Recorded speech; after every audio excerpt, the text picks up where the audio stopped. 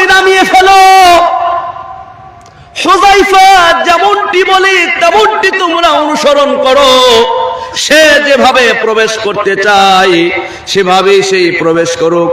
সম্মানিত শুধু আমার বাবারা, হযরত হুযায়ফাতুল ইয়ামান রাদিয়াল্লাহু তাআলা আনহু প্রবেশ করলেন, বাদশার সাথে আলোচনা করলেন।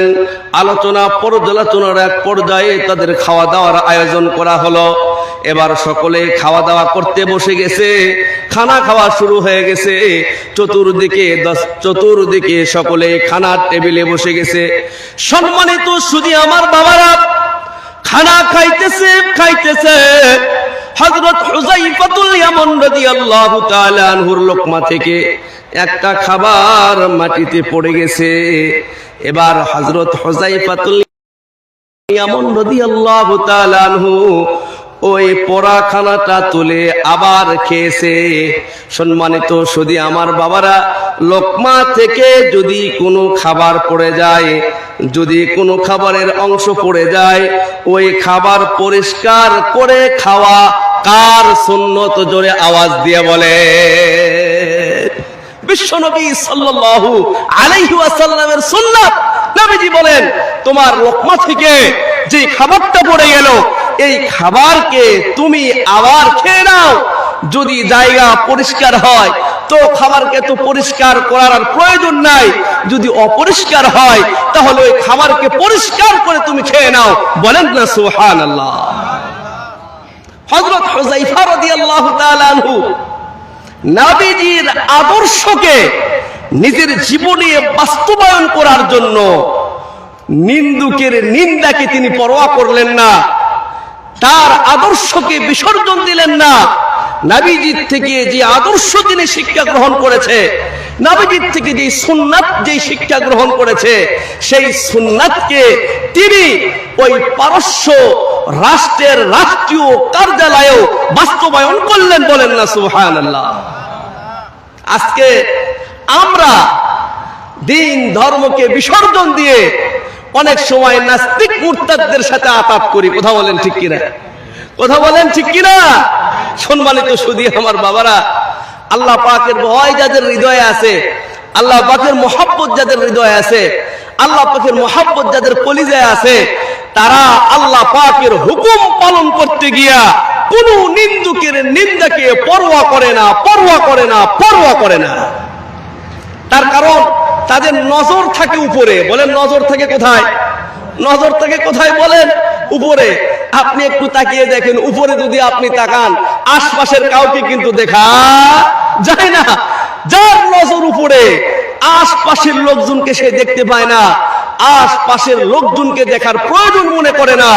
এই জন্য যার এই দিলের রূখ আল্লাহ পাকের দিকে হয়ে যায়, আশপাশের লোক কি বললো সেইটা দেখার সুযোগ নাই, সেইটা দেখার সে কোনো পরোয়া করে না। বলেন না সুবহানাল্লাহ। সম্মানিত শুধু আমার বাবারা, আজকে আমাদের সমাজে এমন লোকের অভাব নাই, যদি আপনি টুপি মাথায় দেন এমন এক শ্রেণীর মানুষ আছে আপনাকে দরবেশ বলবে। কথা বলেন ঠিক কিনা? একটু লম্বা জামা যদি গায়ে দেন এক শ্রেণীর মানুষ আছে আপনাকে দরবেশ বলবে। একটু যদি নামাজে আসেন, এক ওয়াক্ত নামাজ পড়লেন, দুই ওয়াক্ত নামাজ পড়লেন, তিন ওয়াক্ত একজন এসে বলতেছে তুমি নাকি বড় মুসল্লি হয়ে গেছো। সম্মানিত শুধু আমার বাবারা, আপনি যদি বাড়িতে পর্দা কায়েম করেন, নিন্দুকের নিন্দার অভাব নাই। জাহিলিয়াতের যুগের নিয়ম পালন করতেছে, প্রথা পালন করতেছে, এইটা বলে অনেক আপনাকে নিন্দা করবে। আমার ভাইয়েরা, আমার বন্ধুরা, আজকের এই মাহফিল থেকে আমি আপনাদেরকে বলতে চাই, আপনি টুপি মাথায় দেন না, কিন্তু যারা টুপি মাথায় দেয় তাদের নিন্দা করেন না। তাদের নিন্দা করলে মদিনাওয়ালার কলিজায় লেগে যায়। সম্মানিত শুধু আমার বাবারা, আপনি পর্দা করেন না, আমি আপনাকে জোর জবরদস্তি করব না, কিন্তু বাবা যারা পর্দা করে তাদের নিন্দা করিয়েন না, তাদেরকে ঠাট্টা করিয়েন না, তাদের প্রতি বিদ্রুপ করিয়েন না। তার কারণ আপনি যখন পর্দা নিয়া হাসি ঠাট্টা করেন, বিদ্রুপ করেন, মাওলার আরশে আজিম গরম হইয়া যায়। কথা বলেন ঠিক কিনা? সম্মানিত শুধু আমার বাবারা, হযরত হুযায়ফাতুল ইয়ামান রাদিয়াল্লাহু তাআলা আনহুকে কোন একজন এসে বললেন, ও হুযায়ফা, আমি যতটুকু জেনেছি তোমার পয়গম্বরের ধর্মের যে নীতিমালা আছে, এই পড়ে যাওয়া খাবারটা যদি তুমি উঠিয়ে না খাও তেমন কোনো অসুবিধা হবে না। এইটা তো এই পরিবেশ এলাও করে না, এই পরিস্থিতি তো এলাও করে না। তুমি যে পড়ে যাওয়া খানা উঠিয়ে খাইতেছো, যেই পরিবেশে তুমি আছো, রাষ্ট্রীয় পরিবেশ, পারস্যের রাষ্ট্রীয় পরিবেশ, এই পরিবেশ তোমার এই পরিবেশকে এলাও করে না। এবার হযরত হুযায়ফাতুল ইয়ামান রাদিয়াল্লাহু তাআলা আনহু বলিষ্ঠ কণ্ঠে বলে উঠলেন, আতরুকু সুন্নাত হাবিবি লিহাউলাইল হুমাকা, আমি আমার প্রিয় হাবিবের সুন্নাতকে ছেড়ে দিব এই সমস্ত আহামকদের কারণে। এইটা হতেই পারে না, হতেই পারে না। আওয়াজ দিয়ে বলেন না সুবহানাল্লাহ। সম্মানিত শুধু আমার বাবারা, এজন্য বলছিলাম সাহাবীদের জীবনী খুলে দেখেন, তাবেঈদের জীবনী খুলে দেখেন, আম্বিয়া আলাইহিমুস সালামদের জীবনী খুলে দেখেন, আল্লাহ ওয়ালাদের জীবনী খুলে দেখেন, এই আল্লাহর রাস্তার পথিক যারা তাদের জীবনী খুলে দেখেন বাবা, তাদের জীবনী স্বর্ণাক করে লেখা আছে ইতিহাসের পাতায়। আল্লাহ পাকের মোহাব্বত তারা কিভাবে কলিজায় স্থাপন করেছে, আল্লাহর হাবিবের সুন্নাহকে তারা কিভাবে নিজেদের জীবনে বাস্তবায়ন করেছে। তাদের জীবন আশঙ্কাপূর্ণ হয়েছে, তারা মৃত্যুর সম্মুখীন হয়েছে, কিন্তু আল্লাহ পাকের হুকুম, আল্লাহর হাবিবের সুন্নাহ তাদের জীবনে বাস্তবায়ন করার ব্যাপারে কোনো কৃপণতা করে না। এই জন্য মুসলমান যদি নিজের আদর্শকে, নিজের স্বকীয়তাকে বজায় রাখে, ইহুদ, নাসারা, নাস্তিক, মুরতাদ, বাতিল পন্থীরা ওই মুসলমানকে দেখে তাদের হৃদয়ের মধ্যে প্রকম্পন শুরু হয়ে যায়। কথা বলেন ঠিক কিনা? সম্মানিত সুধী আমার বাবারা, আমি বলতেছিলাম যে আরবি মাসের হিসাব চর্চার প্রতি, আরবি মাসের হিসাব রাখার প্রতি এত কঠোর হুকুম কেন করা হলো? যে ফরজ কিন্তু আল্লাহ পাক একটু সহজ করে দিলেন, যে ফরজটা ফরজে কিফায়া। সম্মানিত সুধী আমার বাবারা, আরবি মাসের এত দাম বেড়ে গেল কেন? আরবি মাসের তারিখের এত দাম কেন বেড়ে গেল? সম্পর্কটা দামি হওয়ার কারণে। বলেন না সুবহানাল্লাহ। সম্পর্কটা কি দামি? আরবি মাসের হিসাবের সম্পর্ক আমার আপনার ঈমানের সাথে, আমার আপনার আমলের সাথে, আমার আপনার জান্নাতের সাথে, আমার আপনার পয়গম্বরের সাথে, আমার আপনার সাহাবীদের সাথে। বলেন না সুবহানাল্লাহ। সম্মানিত সুধী আমার বাবারা, এই জন্য পৃথিবীতে যত জিনিস আছে সমস্ত জিনিসের দাম বাড়ে এবং কমে সম্পর্কের কারণে। বলেন কিসের কারণে? সম্পর্কের কারণে। একটা কাগজ, এই কাগজের সম্পর্কটা যদি আল্লাহর কালামের সাথে হয়ে যায়, যদি ওই কাগজের মধ্যে আল্লাহর কালাম লেখা থাকে, তাহলে দেখবেন ওই কাগজের দাম এত বেড়ে যায়। ওই কাগজকে মুখের সাথে লাগায়, বুকের সাথে লাগায়, ওযু ছাড়া ওই কাগজকে স্পর্শ করে না। কথা বলেন ঠিক কিনা?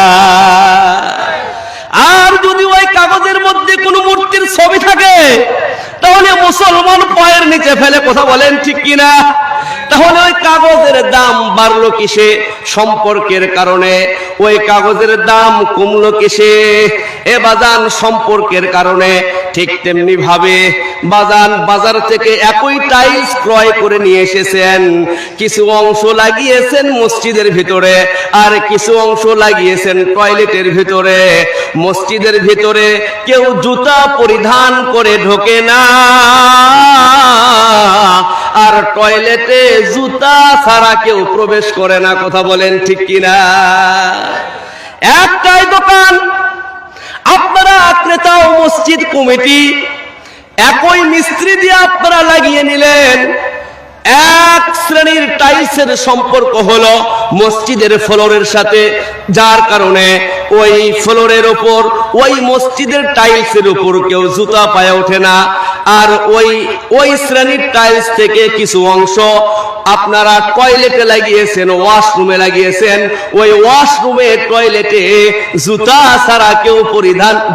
ছাড়া কেউ প্রবেশ করে না। কথা বলেন ঠিক কিনা? পৃথিবীতে যত জিনিস আছে প্রতিটি জিনিসের দাম বাড়ে এবং কমে সম্পর্কের কারণে। বিষয়টা খুব ভালো করে মনোযোগ দিয়ে শুনবেন বাবা। আমি আপনাদের সামনে বোঝার জন্য কয়েকটা দৃষ্টান্ত উপস্থাপন করছি। সাইয়্যিদুনা হযরত বেলাল রাদিয়াল্লাহু তাআলা আনহু চিনেন তো সবাই? সবাই চিনেন? সাইয়্যিদুনা হযরত বেলাল রাদিয়াল্লাহু তাআলা আনহু দেখতে সুন্দর ছিল না অসুন্দর ছিল? বলেন, দেখতে সুন্দর ছিল না অসুন্দর ছিল? অসুন্দর ছিল। হাবশা দেশের মানুষ, কালো মানুষ। কথা বলেন ঠিক কিনা? শুধু কালো না, একেবারে মার্কা মারা কালো। আবার ঠোঁট দুইটা মোটা ছিল। ঠোঁট ছিল কি? মোটা। তাহলে দেখতে কালো, ঠোঁট মোটা। আবার এই জবানটা ছিল অস্পষ্ট। কেমন অস্পষ্ট? যে উনি আশহাদু বলতে পারতেন না, উনি আশহাদু বলতেন। তার অনেকগুলা অক্ষর, এগুলা উচ্চারণ হতো না। বংশমর্যাদায় একদম কম বংশের লোক ছিলেন। পেশায় তিনি ছিলেন কৃতদাস। একজন কৃতদাসের দুনিয়ার দিক দিয়ে কি বা সম্মান থাকতে পারে? কথা বলেন। দুনিয়ার দিক দিয়ে একটা কৃতদাসের কি বা সম্মান থাকতে পারে? তাহলে দেখতে অসুন্দর, নিম্ন বংশের একজন কৃতদাস, দুনিয়ার লাইনের দিক দিয়া একেবারে কমা মানুষ, একেবারে নিম্ন স্তরের মানুষ।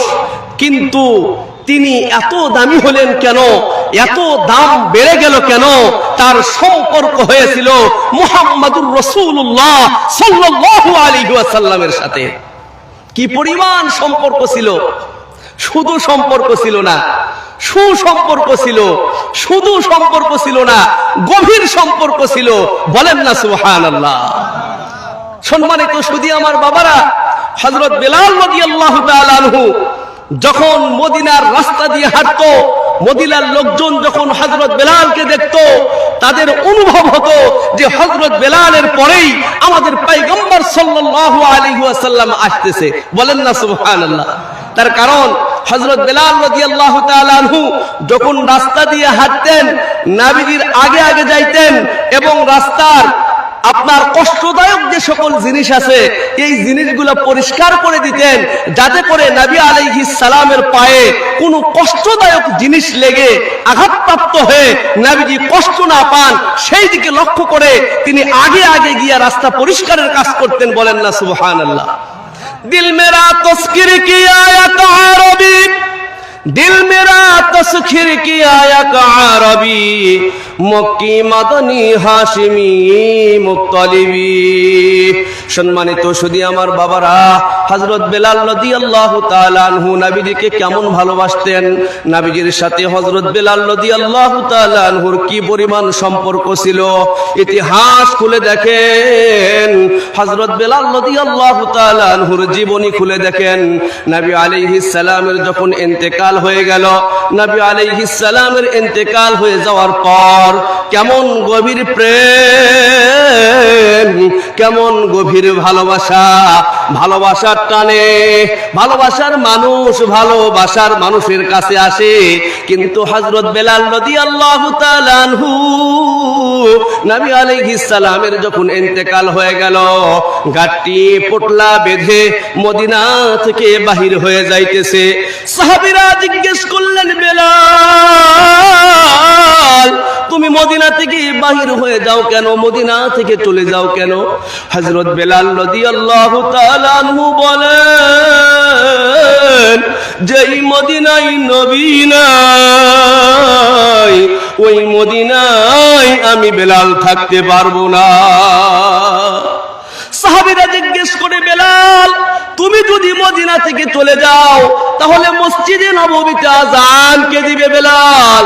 হযরত বেলাল রাদিয়াল্লাহু তাআলা আনহু বলে, যে আযানের পরে আমার পয়গম্বর ইমামতি করবে না, যে আযানের পরে আমার নবী ইমামতি করবে না, ওই আযান আমি বেলাল আর দিতে পারবো না। সম্মানিত শুধু আমার বাবারা, পয়গম্বরের সাথে কি পরিমাণ মুহাব্বত ছিল, কি পরিমাণ ভালোবাসা ছিল। হযরত বেলাল রাদিয়াল্লাহু তাআলা আনহু মদিনা ছেড়ে চলে গেলেন। দীর্ঘ 6 মাস যখন হয়ে গেল, একদিন গভীর রাত্রিতে আল্লাহর হাবিব সাল্লাল্লাহু আলাইহি ওয়াসাল্লাম স্বপ্ন যোগে বলে, এই বেলাল, ওমর আমার রওজার পাশে আসে, আলী আমার রওজার পাশে আসে, ওসমান আমার রওজার পাশে আসে, আমার আবু বকর আমার রওজার পাশে আসে। ও বেলাল, কতদিন হয়ে যায় বেলাল তুমি আমার রওজার পাশে আসো না? সম্মানিত শুধু আমার বাবারা, নবীজি যখন এমন কথা বললেন, পরের দিন সকালবেলা হযরত বেলাল রাদিয়াল্লাহু তাআলা আনহু মদিনার উদ্দেশ্যে রওনা হয়ে গেল। হযরত বেলাল রাদিয়াল্লাহু তাআলা আনহু যখন মদিনার ভিতরে প্রবেশ করতেছেন, মদিনার ওই ছোট্ট ছোট্ট শিশুরা যখন হযরত বেলাল রাদিয়াল্লাহু তাআলা আনহুকে দেখলেন, শিশুরা দৌড়াদৌড়ি করে তাদের পিতামাতার কাছে গিয়ে বলেন, ও আব্বাজান, ও আম্মাজান, হযরত বেলালকে দেখা যায়, আমরা দেখেছি হযরত বেলালের পরে আবার আমাদের পয়গম্বর সাল্লাল্লাহু আলাইহি ওয়াসাল্লাম হেঁটে হেঁটে আসতেন, আজকেও বেলালকে মদিনায় দেখা যায়। ও মা, হয়তো বা বেলালের পরে আমাদের নবীজিও আসতেছে। এ বাজান, কেমন সম্পর্ক হইলে এমনটা ধারণা হয়? এই জন্য বাজান, একজন হাফসি গোলাম, একজন ঠোঁট মোটা মানুষ, পেশায় কৃতদাস, একেবারে কমা বংশের মানুষ, দুনিয়ার লাইনে একজন কমা মানুষ, কিন্তু তার সম্পর্কটা সাইয়্যিদুনা মুহাম্মাদুর রাসূলুল্লাহ সাল্লাল্লাহু আলাইহি ওয়াসাল্লামের সঙ্গে হওয়ার কারণে হযরত বেলালের দাম এতটাই বেড়ে যায়, হযরত বেলালের মান এতটাই বেড়ে যায়। হযরত বেলাল আযান না দিলে সুবহে সাদিক হয় না। রহ গিয়া রসমে আযা रूह बेलाली न रही, रह गया रस्म आज़ा रूह बेलाली न रही, फलसफा रह गया है तलकीन गजाली न रही। नबीजीर काছে কিছু সাহাবী অভিযোগ করলেন, ওগো আল্লাহর হাবিব, হযরত বেলালের ভাষা অস্পষ্ট, অক্ষরগুলা সুন্দরভাবে উচ্চারণ করতে পারে না, একজন সুমিষ্ট ভাষী মুয়াজ্জিন আছে, তাকে যদি নিয়োগ দেওয়া হয় তাহলে মদিনার লোকজন তার আযান শুনে বড় খুশি হবে। নবীজি তাদের কথা শুনে নতুন একজন মুয়াজ্জিনকে নিয়োগ দিলেন, কিন্তু তিনি আযান দিলেন।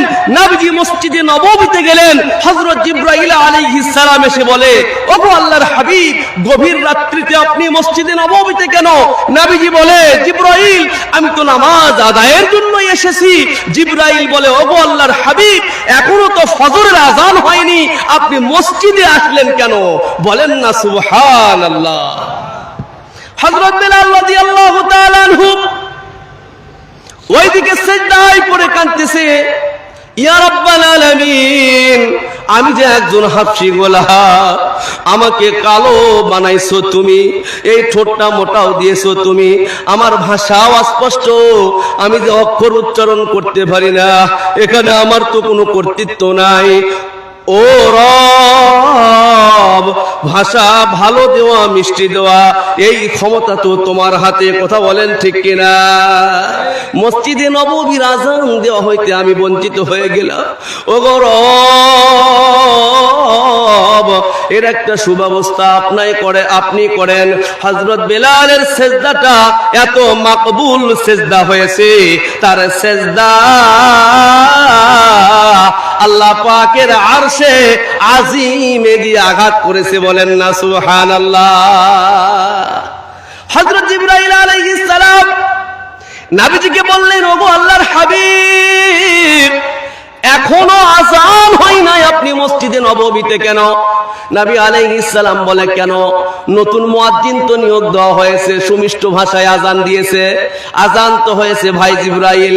হযরত জিবরাইল আলাইহিস সালাম বললেন, ওগো আল্লাহর হাবিব, আপনি তড়িঘড়ি করে হযরত বেলালকে আযান দিতে বলেন। হযরত বেলালের কণ্ঠে আযান উচ্চারিত না হওয়া পর্যন্ত আল্লাহ পাক সকাল করবেন না। रह गया रस्म आजा रूह बेलाली ना रहे, रह गया रस्म आजा रूह बेलाली ना रहे, फलसफा रह गया है तलकीन गजाली ना रहे। আযান এখনো আছে, কিন্তু হযরত বেলালের রূহানিয়ত নাই, ফলসফা এখনো আছে, কিন্তু হযরত ইমাম গাজালি রাহমাতুল্লাহি আলাইহির সেই তালিম নাই। কথা বলেন ঠিক কিনা?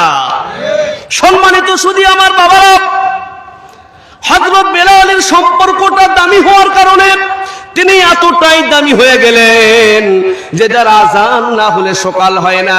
সম্মানিত শুধু আমার বাবারা, হযরত বেলাল এতটাই দামি যে তার আযান সপ্ত আসমান ভেদ করে আরশে আজিম পর্যন্ত পৌঁছে যায়। হযরত বেলাল রাদিয়াল্লাহু তাআলা আনহুর সম্পর্কটা দামি হওয়ার কারণে আল্লাহ পাক হযরত বেলাল রাদিয়াল্লাহু তাআলা আনহুকে এতটাই দামি বানিয়ে দিলেন। হযরত রাসূল করিম সাল্লাল্লাহু আলাইহি ওয়াসাল্লাম যখন পবিত্র মেরাজ থেকে প্রত্যাবর্তন করলেন, যখন পবিত্র মেরাজ থেকে ফিরে আসলেন, হযরত বেলাল রাদিয়াল্লাহু তাআলা আনহুকে ডাক দিয়ে বলে, বেলাল, আল্লাহ পাক রব্বুল আলামিন তোমাকে এতটাই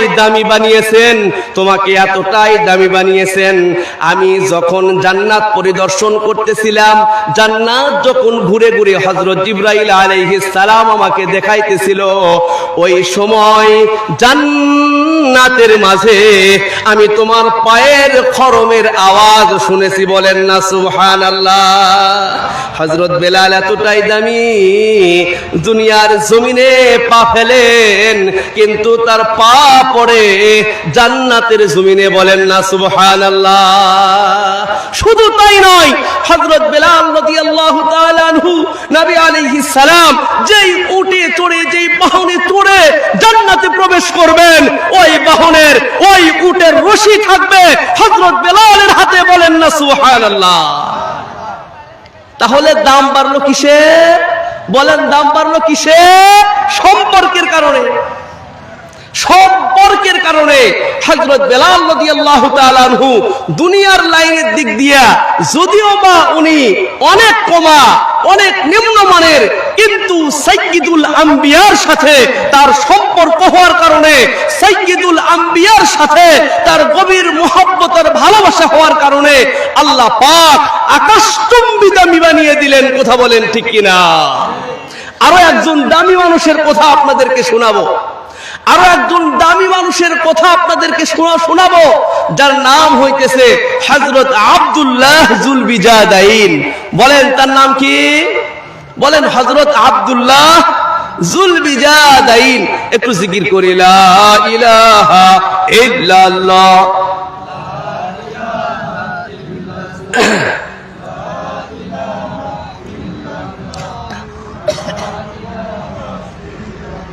লা ইলাহা ইল্লাল্লাহ, লা ইলাহা ইল্লাল্লাহ, লা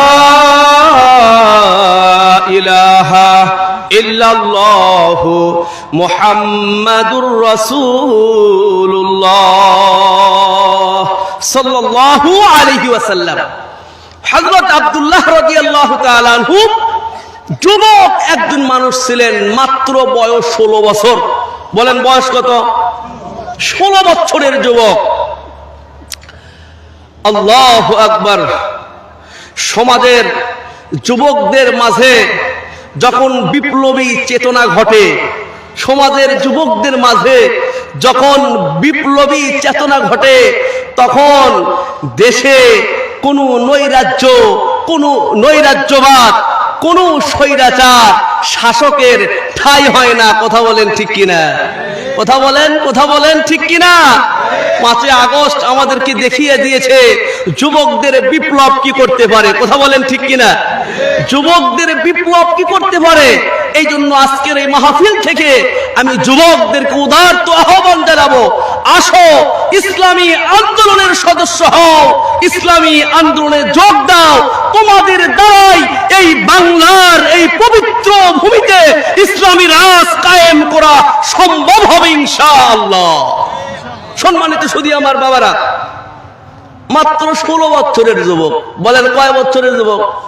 16 বছরের যুবক। নাম হযরত আব্দুল্লাহ রাদিয়াল্লাহু তাআলা আনহু। গোপনে গোপনে নবীজির দরবারে আসা যাওয়া করে, গোপনে গোপনে নবীজির দরবারে আসা যাওয়া করে। এক পর্যায়ে নবী আলাইহিস সালামের হাতে হাত দিয়া ইসলাম গ্রহণ করে সৌভাগ্য অর্জন করলেন। বলেন না আলহামদুলিল্লাহ। সম্মানিত সুধী আমার বাবারা, ইসলাম গ্রহণের পরে নবীজির দরবারে আসা যাওয়া করে, নবীজির দিক নির্দেশনা মেনে, নবীজির দিক নির্দেশনা মেনে চলে, নবীজির দিক নির্দেশনা অনুযায়ী সে কাজ করে। তার ওঠা বসা, চলাফেরা এইগুলা পরিলক্ষিত করতেছে পিতৃতুল্য তার চাচা। হযরত আব্দুল্লাহর পিতা আগেই মারা গিয়েছিলেন। তার মায়ের পরবর্তী বিয়ে হয়েছিল তার চাচার সঙ্গে। তার চাচা ছিল কাফের। এবার যখন হযরত আব্দুল্লাহ রাদিয়াল্লাহু তাআলা আনহুর চলাফেরা, ওঠা বসা, কথাবার্তা এগুলা একটু যখন পরিবর্তন দেখলেন, তখন তার চাচা একদিন ডেকে বলতেছে, বাবা আব্দুল্লাহ, তোমাকে একটা কথা বলতে চাই, তুমি কি সত্য কথা বলবে? হযরত আব্দুল্লাহ রাদিয়াল্লাহু তাআলা আনহু বললেন, চাচাজি আপনি যে কথা বলবেন আমি সত্য বলবো, মিথ্যা বলবো না। বলেন না সুবহানাল্লাহ।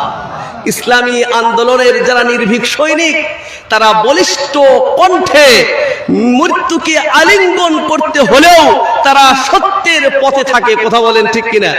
তারা সত্যেও কথা বলে, সত্য কথা বলে, সত্যের পথে থাকে, সত্য মত নিজেও মানে, অন্যদেরকেও দিক নির্দেশনা দেয়, সত্য মতের উপর চলো। কথা বলেন ঠিক কিনা?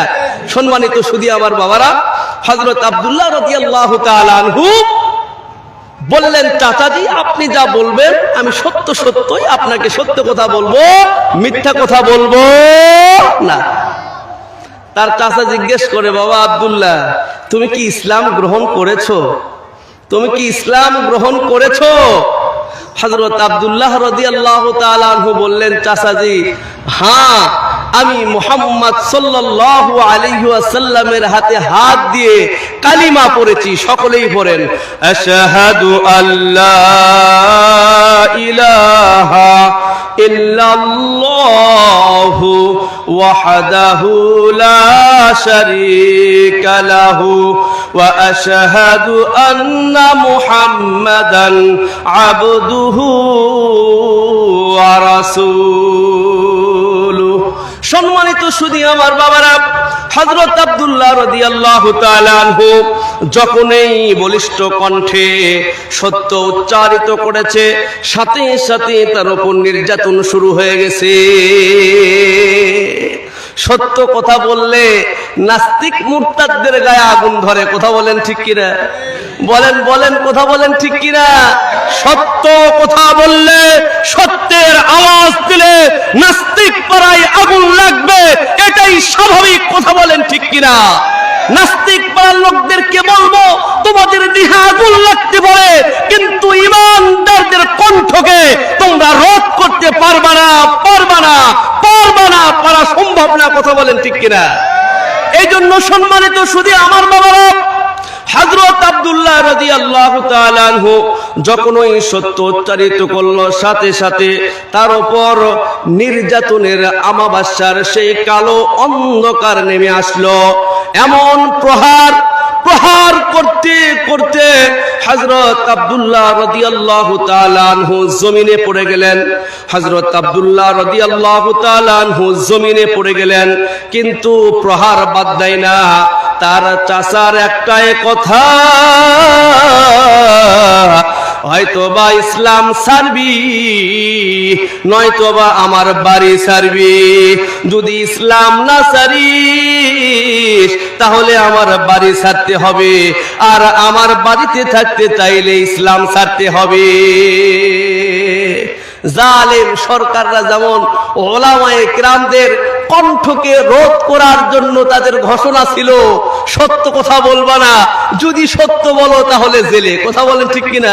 সত্য বললে কোথায়? জোরে বলেন কোথায়? জেলে।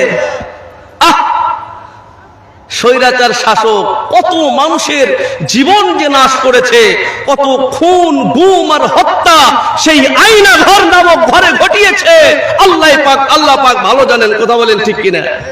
বাংলার এই পবিত্র জমিন শাহজালাল আর শাহপরানের এই পুণ্য ভূমিতে কোন স্বৈরাচারের ঠাঁই নাই, ঠাঁই হবে না ইনশাআল্লাহ। হযরত আব্দুল্লাহ যুল বিজাদাইন রাদিয়াল্লাহু তাআলা আনহু, হযরত আব্দুল্লাহ যুল বিজাদাইন রাদিয়াল্লাহু তাআলা আনহু উনি সত্যকে এমন ভাবে গ্রহণ করেছেন, তার চাচার প্রহারকে কোনো পরোয়া না করে তিনি বললেন, আপনার বাড়ি ছাড়তে আমি রাজি, কিন্তু মুহাম্মদ আরবি সাল্লাল্লাহু আলাইহি ওয়াসাল্লামের ধর্ম ছাড়তে, ইসলাম ছাড়তে, আমার ঈমানকে বিসর্জন দিতে আমি রাজি নাই। বলেন না সুবহানাল্লাহ। সবাই জিকির করেন লা ইলাহা ইল্লাল্লাহ, লা ইলাহা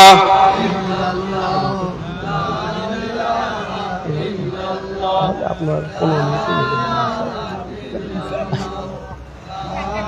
জি জোরে আওয়াজ, লা ইলাহা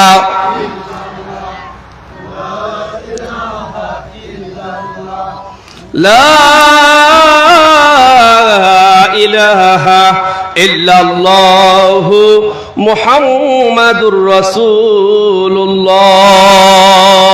সাল্লাল্লাহু আলাইহি ওয়াসাল্লাম। সম্মানিত সুধী উপস্থিত আমার ভাইয়েরা, খুব মনোযোগ সহকারে খেয়াল করবেন। হযরত আব্দুল্লাহ রাদিয়াল্লাহু তাআলা আনহুর সম্পর্কটা পয়গম্বরের সাথে হওয়ার কারণে হযরত আব্দুল্লাহ রাদিয়াল্লাহু তাআলা আনহুর দাম কি পরিমাণ আল্লাহ তাআলা বাড়িয়ে দিয়েছিলেন। হযরত আব্দুল্লাহ রাদিয়াল্লাহু তাআলা আনহু যখন বললেন, আমি আপনার ঘর ছাড়তে রাজি আছি, আপনার বাড়ি ছাড়তে রাজি আছি, কিন্তু মুহাম্মদ আরবি সাল্লাল্লাহু আলাইহি ওয়াসাল্লামের ধর্ম ছাড়তে আমি রাজি নাই।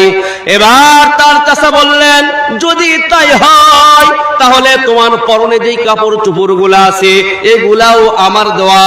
এবার কাপড় চোপড়গুলা খুলতে আরম্ভ করে, এক পর্যায়ে হযরত আব্দুল্লাহ রাদিয়াল্লাহু তাআলা আনহুকে উলঙ্গ করে বাড়ি থেকে ঘাড় ধাক্কা দিয়া বাহির করে দেয়। সম্মানিত সুধী আমার বাবারা, বর্তমান সময়ের জালিম শাসকেরা উলামায়ে কিরামের চরিত্রে কালিমা লেপন করার জন্য, কেলেঙ্কারির দাগ লাগানোর জন্য কতই না প্রচেষ্টা করে। কথা বলেন ঠিক কিনা? সম্মানিত সুধী আমার বাবারা, তারা নামতে এত নিচে নামে, আলেমদের থেকে জনগণকে বিচ্ছিন্ন করার জন্য নানা ধরনের অপকৌশল গ্রহণ করে। কথা বলেন ঠিক কিনা? হযরত আব্দুল্লাহ রাদিয়াল্লাহু তাআলা আনহু উলঙ্গ অবস্থায় যখন বাড়ি থেকে বাহির হইলেন, জানালা দিয়া তার দরদির মা এই দৃশ্য দেখতেছে। বাজারে দুনিয়ার সব মানুষ পর হইলেও কিন্তু মা পর হইতে পারে না। কথা বলেন ঠিক কিনা? মার যেই ভালোবাসা, মার যেই দয়া, মা যদিও বা একটা অক্ষর পর যেন তামাম পৃথিবীর সমস্ত মায়া আর ভালোবাসা এই নামের মধ্যে আছে। কথা বলেন ঠিক কিনা? সম্মানিত শুধু আমার বাবা, এই জন্য আপনাদের পায়ে হাত রেখে বলে যায়, এ বাজান, ঘরে সুন্দরী বিবি এসেছে, তাই বলে মার সাথে অসৎ আচরণ করবেন না, বাবার সাথে অসৎ আচরণ করবেন না।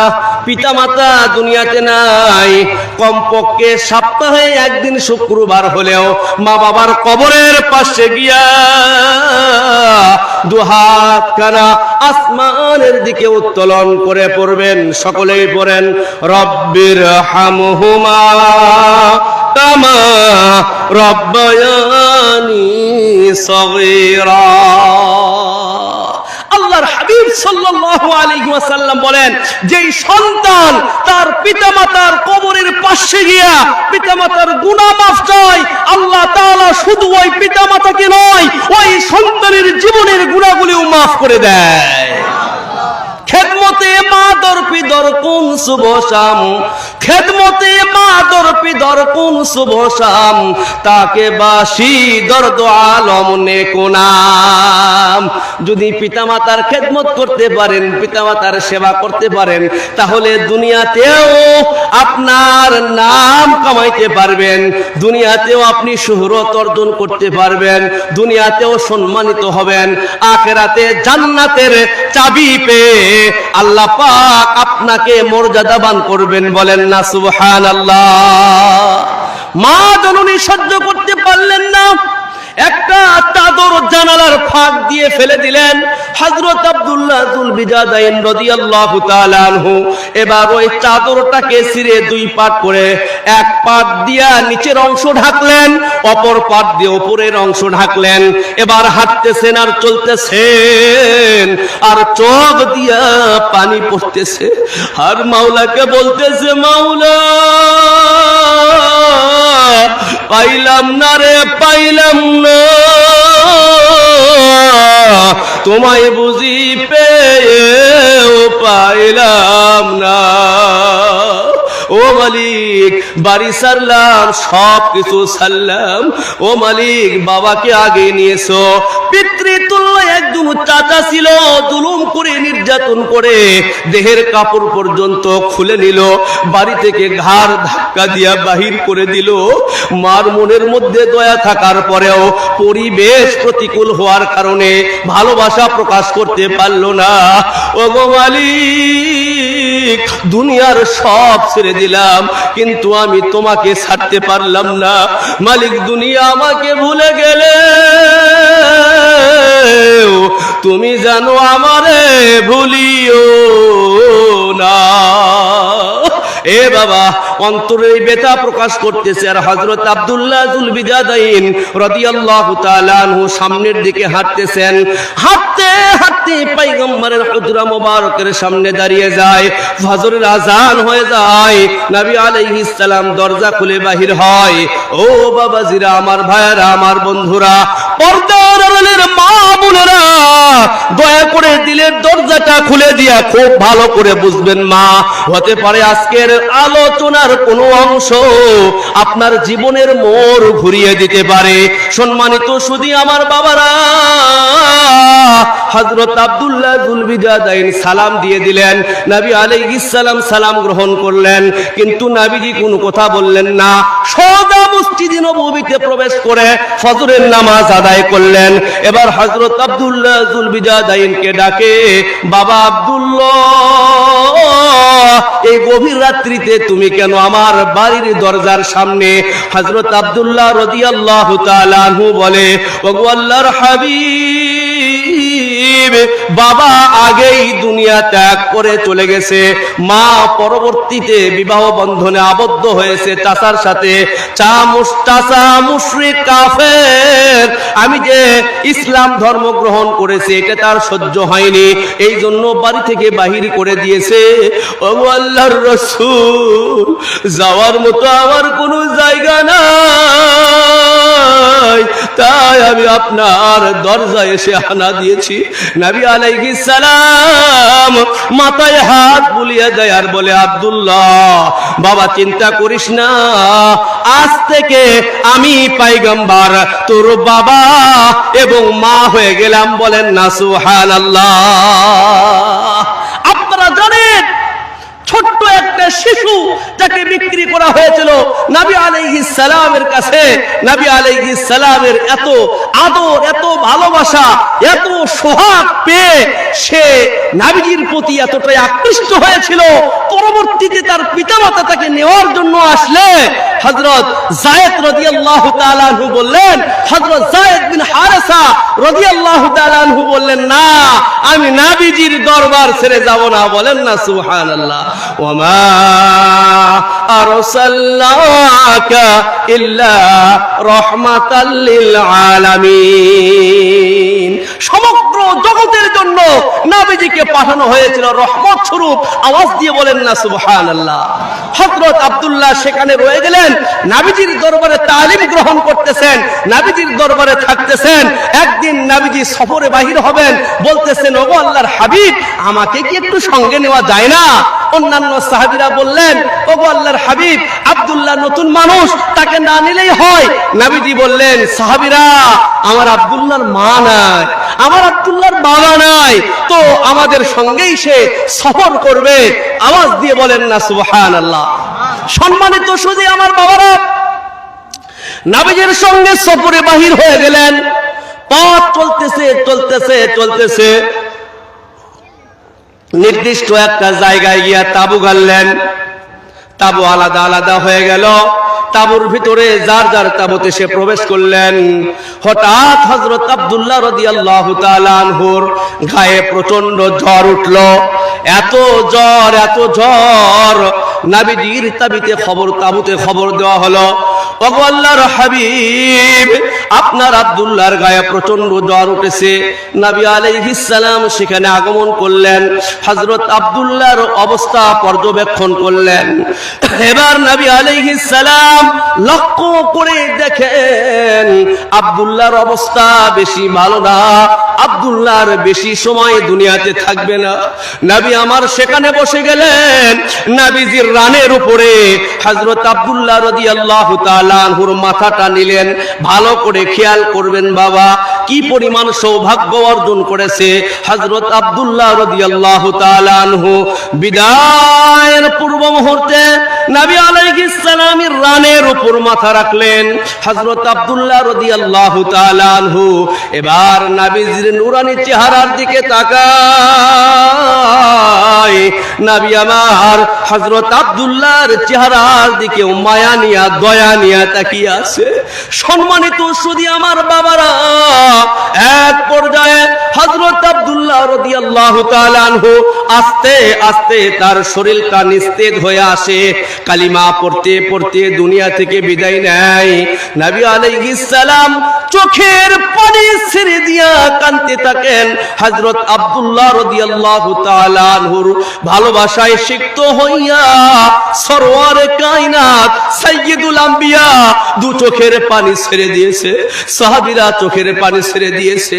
নবী আলাইহিস সালাম বলেন, এ আমার সাহাবীরা আমার আব্দুল্লাহরে গোসল দেওয়াও, তবে অন্য কোন কাপড় দিয়ে আমার আব্দুল্লাহর কাফন পরাবে না। আমার চাদর দিয়া, আমার চাদরের মধ্যে আমার আব্দুল্লাহর দেহটাকে মোড়াইবা। আমি রাসূল নিজে আব্দুল্লাহর জানাজা করব। আমি রাসূল আমার আব্দুল্লাহকে নিজেই নিজ হাতে আমি কবরে রাখব।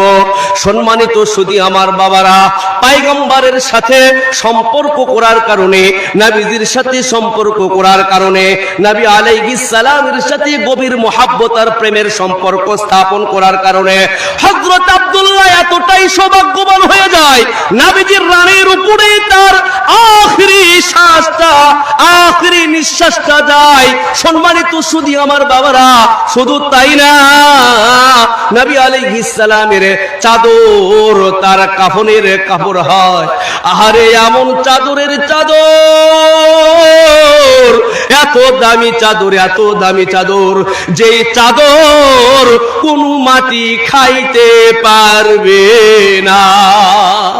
সম্মানিত সুধী আমার বাবারা, নবী আলাইহিস সালামের চাদর দিয়া তাকে মোড়ানো হলো। জানাজা পড়লেন স্বয়ং রাসূল আকরাম সাল্লাল্লাহু আলাইহি ওয়াসাল্লাম। এবার নিজ হাত দিয়া কবরে রাখলেন। এবার কবরে রাখিয়া আল্লাহ পাক রব্বুল আলামিনের কাছে দোয়া করতেছেন। বাবা, আল্লাহ পাক রব্বুল আলামিনের কাছে দোয়া করতেছেন, আই রব, আমার আব্দুল্লাহর বাবা নাই, সব কিছু ছাড়িয়া আমার দরবারে এসে হাজিরা দিয়েছে, আপনার ইসলাম গ্রহণ করেছে। ও রব, আব্দুল্লাহকে মাফ করে দেন। এই দৃশ্য দেখিয়া হযরত ওমর রাদিয়াল্লাহু তাআলা আনহু বলে, হায়রে আব্দুল্লাহর কপাল, আব্দুল্লাহর জায়গায় আব্দুল্লাহ না হইয়া আমি ওমর যদি হইতাম কত সৌভাগ্যবান হইতাম, কত সৌভাগ্য হইতো আমার কপাল। সম্মানিত শুধু আমার বাবারা, এই মর্তবা, এই মর্যাদায় সম্মান অর্জন হয়েছে শুধুমাত্র সম্পর্কের কারণে। এই জন্য বাজান, পরিশেষ নসিহত উপদেশ আপনাদেরকে, ভালো মানুষের সাথে সম্পর্ক করেন, মসজিদের মুয়াজ্জিনের সাথে সম্পর্ক করেন, মসজিদের মুআল্লিমের সাথে সম্পর্ক করেন, ইমামের সাথে সম্পর্ক করেন, খতিবের সাথে সম্পর্ক করেন, মাদ্রাসার মুআল্লিম, উলামা, তুলাবা, সুলাহা, আল্লাহওয়ালা, যারা নামাজি, যারা কোরআন প্রেমিক, যারা রাসূল প্রেমিক, তাদের সাথে সম্পর্ক করেন। যদি তাদের সাথে সম্পর্ক করতে পারেন তাহলে লাভ কি হবে? লাভ কি হবে? তাদের সাথেই আপনার হাসর হবে। বলেন না সুবহানাল্লাহ। সম্মানিত সুধী আমার বাবারা, এখানে এসে শুনলাম মক্তব মাদ্রাসার উদ্যোগে আয়োজিত এই মাহফিল। সম্মানিত সুধী আমার বাবারা, যারা কোরআন পড়ে তারা বড় দামি মানুষ, তাদের পায়ের নিচে আল্লাহ পাকের রহমতের ফেরেশতারা ডানা বিছায়া দেয়। বলেন না সুবহানাল্লাহ। তাদের পায়ের নিচে আল্লাহ পাকের রহমতের ফেরেশতারা ডানা বিছায়া দেয়। তারা আল্লাহ পাকের কালাম পড়ে, প্রতিটা হরফে হরফে নেকি হয়।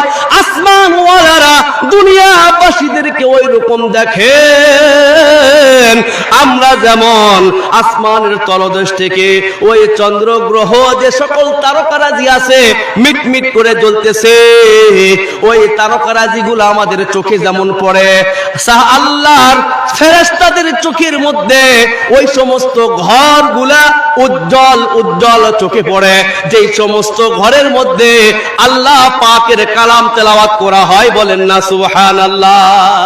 এই জন্য নবী আলাইহিস সালাম বলেন, কুন আলিমান আও মুতাআল্লিমান আও মুস্তামিআন আও মুহিব্বান। তুমি আলেম হও, যদি আলেম হইতে না পারো তাহলে আলেমের ছাত্র হও, আলেমের ছাত্র যদি হইতে না পারো তাহলে তাদের কথা অনুকরণ করে চলো, যদি তাও না পারো তাদেরকে অন্তর দিয়া মোহাব্বত করো, তাদেরকে ভালোবাসা দাও, হৃদয়ে তাদের মোহাব্বত লালন করো। এই চারটা হইতেছে জান্নাতে যাওয়ার রাস্তা।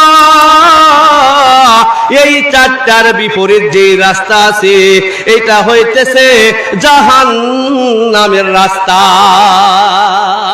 আলেমদের সাথে সম্পর্ক করবেন তো ইনশাআল্লাহ, ভালো মানুষদের সাথে সম্পর্ক করবেন তো ইনশাআল্লাহ। প্রতি বছর এইরকম একটা জান্নাতের বাগান কায়েম হোক, এরকম একটা জলসা অনুষ্ঠিত হোক, এইটা চান তো ইনশাআল্লাহ। যদি চান এই মাহফিলের খরচা বাবদ আপনাদের থেকে এই মুহূর্তে আপনার কিছু চাওয়া হইতেছে, তার কারণ অনেক কিছু ব্যয় হয়ে গেছে, আপনারা নিজেরাও জানেন। আপনার প্রতি বছর যদি এই মাহফিলকে আপনারা ধরে রাখতে চান তাহলে একটা অর্থের ফান্ডের প্রয়োজন আছে না নাই? জোরে বলেন, আছে না নাই? তাহলে সকলেই মিলে আমরা যদি সার্বিক সহযোগিতা করি, আর্থিক সহযোগিতা করি, তাহলে পুনরায় এরকম সুন্দর একটা মজমা কায়েম করা সম্ভব হবে কি হবে না? একটু জোরে বলেন ভাই, সম্ভব হবে কি হবে না? আমরা অনেক সময় মনে করি আপনার নামাজ, রোজা এইগুলা ইবাদত, কিন্তু দান করা ইবাদত না। অনেকে আছে এরকম মনে করে, কিন্তু দানও এইটা ইবাদত। বলেন না সুবহানাল্লাহ। আল্লাহ তাআলা বলে আকিমুস সালাহ ওয়া আতুজ যাকাত ওয়া আকরিদুল্লাহ করদান হাসানা, তুমি নামাজ কায়েম করো, যাকাত প্রদান করো, ওয়া আকরিদুল্লাহ করদান হাসানা, আমাকে ঋণ দাও। বলেন না সুবহানাল্লাহ। বলেন বলেন সুবহানাল্লাহ বলেন। একে যদি দুনিয়াতেই আপনি এই দানের ফলাফল পাবেন, একে 10 আল্লাহ তাআলা আপনাকে দান করবেন। বলেন না সুবহানাল্লাহ। ছোট্ট একটা ঘটনা আপনাদেরকে দৃষ্টান্ত হিসেবে বলি। হযরত আলী রাদিয়াল্লাহু তাআলা আনহুর নাম সকলেই জানেন। সাহাবীদের মধ্যে তিনি ছিলেন সিংহ পুরুষ, আসাদুল্লাহিল গালিব যাকে বলা হয়। হযরত ফাতিমা রাদিয়াল্লাহু তাআলা আনহা একদিন অসুস্থ। এখন আপনার টাকা পয়সা নাই, গরিব মানুষ হযরত আলী রাদিয়াল্লাহু তাআলা আনহু, কিন্তু তার শখ হয়েছে আমার বিবি অসুস্থ, তাকে একটা আনার খাওয়াবো। বাজারে গিয়ে আনার কিনছে, আনার কিনা আসতেছে। আল্লাহ পাকের পরীক্ষা দেখেন। এখন এক ভিক্ষুক এসে বলতেছে যে আলী, আমার পেটে খুব ক্ষুধা, যদি আমাকে কিছু খাবার দিতা তাহলে আমি বড় উপকৃত হতাম, তোমার খাবার খেয়ে আমার পেটের ক্ষুধা নিবারণ করতাম। হযরত আলী চিন্তা ভাবনা করলো, তাহলে আনার যেহেতু একটা আছে, তো এটাকে ভাগ করে অর্ধেক ভিক্ষুককে দেই আর অর্ধেক আমার প্রিয়তমা স্ত্রীর জন্য নিয়ে যাব। এইটা মনে করে তাকে অর্ধেক দিয়ে দিল। এবার ভিক্ষুক সে অর্ধেক খাওয়ার পরে আবার সামনে এসে বলতেছে আলী, বাকি অর্ধেক দিলে তাহলে যেই ক্ষুধাটা এখনো নিবারণ হয় নাই, ওই ক্ষুধাটা হয়তো বা নিবারণ হয়ে যেত। হযরত আলী রাদিয়াল্লাহু তাআলা আনহু চিন্তা ভাবনা করলেন, হায়রে এখন কি করি? ওইদিকে প্রিয়তমা বিবি অসুস্থ, তাকে আনার খাওয়াবো বলে আমি বাজারে আসছি, এখন যদি খালি হাতে ফিরি তাহলে বিষয়টা কেমন লাগে? এই চিন্তা ভাবনা করে উনি দুদুল্যমান অবস্থায় পড়ে গেলেন। কিন্তু তার মনে হয়ে গেল ওয়া আম্মাসাইলা ফালা তানহার, আল্লাহ পাক রব্বুল আলামিন বলেছেন, ভিক্ষুক যখন তোমার দরজার সামনে আসে তুমি তাকে ধমক দিও না। আজকে এক শ্রেণীর মানুষ আছে, ভিক্ষা তো দেয় না, সায়েলকে তো কিছু দেয় না, বরং তো বিভিন্ন ধরনের গালমন্দ করে। কথা বলেন ঠিক কিনা? গালমন্দ করবেন না। ভিক্ষুক আপনার দরজায় আসছে, বাবা এক মুঠ দিলে কমে যাবে না। এই দান আপনার জীবনকে সফলতার দ্বার প্রান্ত পর্যন্ত পৌঁছে দেবে ইনশাআল্লাহ। এই জন্য হযরত আলী রাদিয়াল্লাহু তাআলা আনহু বাকি অংশটুকু দান করলেন। দান করে এবার বাড়িতে গেছে। বাড়িতে যাওয়ার পর দরজা নক করছে। হযরত ফাতিমা রাদিয়াল্লাহু তাআলা আনহা দরজা খুলে দিয়েছেন। ভিতরে ঢুকে সালাম বিনিময় হয়েছে।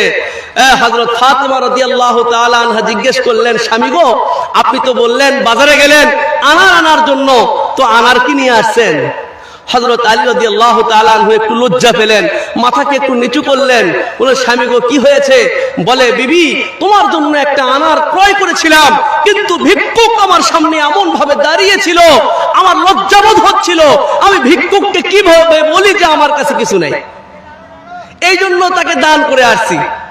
এবার তাদের কথোপকথন এখনো শেষ হয় নাই, দরজায় কে যেন নক করতেছে। দরজা খুলে দিলেন হযরত আলী রাদিয়াল্লাহু তাআলা আনহু। দেখে সবচাইতে বয়স্ক সাহাবী হযরত সালমান ফারসি রাদিয়াল্লাহু তাআলা আনহু। বলেন না সুবহানাল্লাহ।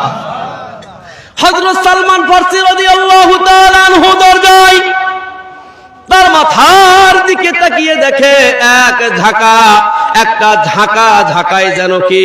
হযরত সালমান ফারসি রাদিয়াল্লাহু তাআলা আনহু বলে, ভাই আলী আমার মাথা থেকে এই ঝাঁকাটা নামাও। তা ধরাধরি করে ঝাঁকাটা নামানো হলো। দেখে ওই ঝাঁকার মধ্যে অনেকগুলি ডালিম। এবার হযরত আলী রাদিয়াল্লাহু তাআলা আনহু গুনতেছেন, 1 2 3 4 5, এইভাবে 9 পর্যন্ত গণনা মিলে। 9 পরে আর গণনা মিলে না। হযরত আলী রাদিয়াল্লাহু তাআলা আনহু বললেন, ভাই সালমান নিয়ে যাও তোমার ডালিম। এই ডালিম আমার না, নবীজি হয়তোবা অন্য কাউকে দিতে বলেছে। হযরত সালমান ফারসি রাদিয়াল্লাহু তাআলা আনহু বলেন, ভাই আলী নবীজি তোমার কাছেই পাঠিয়েছে এই ডালিম, আমার কোথাও ভুল হচ্ছে না। তোমার জন্য এই ডালিম পাঠিয়েছে, তুমি এই ডালিম গ্রহণ করো। হযরত আলী বলে, না না, আমাকে যদি ডালিম দিয়ে থাকে, আমাকে যদি আনার দিয়ে থাকে, তাহলে আনারের সংখ্যা হবে 10টা, আমি গুনতেছি পাইতেছি 9টা, এই জন্য বলতেছি এই আনার আমার না। হযরত সালমান ফারসি রাদিয়াল্লাহু তাআলা আনহু বললেন, ভাই আলী রে, এই রহস্যটা জানার জন্য যখন ওই নবী আলাইহিস সালাম 10টা ডালিম গুনে গুনে তোমার জন্য পাঠালেন, আমি তখনই বুঝে নিয়েছি আলী কোনো একটা ঘটনা ঘটাইছে, আলী কোনো একটা ঘটনা ঘটাইছে, যার কারণে আল্লাহ পাক রব্বুল আলামিন তার জন্য 10টা আনারের ব্যবস্থা করে দিয়েছে। ভাই আলী, এই রহস্যটা উদ্ঘাটন করার জন্য, এই রহস্যটা বাহির করার জন্য আমি একটা আনার বগলের নিচে রেখে দিয়েছিলাম। আমি তোমার রহস্য জানতে চেয়েছিলাম, আসলেই তুমি কোন কাজ করেছো। এবার হযরত আলী রাদিয়াল্লাহু তাআলা আনহু বলে, ভাই সালমান, বিবির জন্য আনার নিয়ে বাড়ির দিকে ফিরতেছিলাম, কিন্তু সায়েল যখন সামনে দাঁড়িয়ে গেল, সায়েলের সোয়ালকে আমি প্রত্যাখ্যান করতে পারলাম না। আমার বিবির জন্য কেনা আনারটা আমি তাকে দিয়ে দিলাম। হযরত সালমান ফারসি রাদিয়াল্লাহু তাআলা আনহু বললেন, এজন্যই আল্লাহ পাক 1 এ 10 তোমাকে মিলিয়ে দিয়েছে।